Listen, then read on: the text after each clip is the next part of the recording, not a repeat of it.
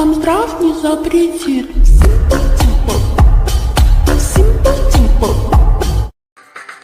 Thiên nên nơi cho mi tụm mong son gì trông chẳng nè tao mong son gì ua chẳng nè tao mê thòng đỡ chê mơ mơ lơ lơ cho một khó chỉ lại cho một sa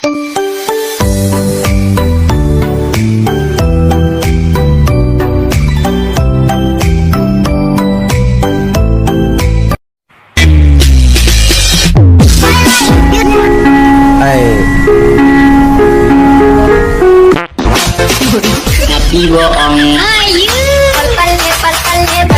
Trong buổi lắng nghe vào sáng mơ, chuyến biên mình chắc đâu còn đến xa.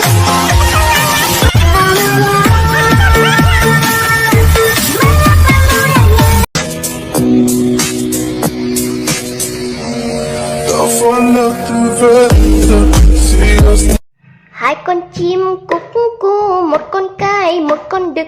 Có một thằng tè trong quần là tè trong quần được khăn đây.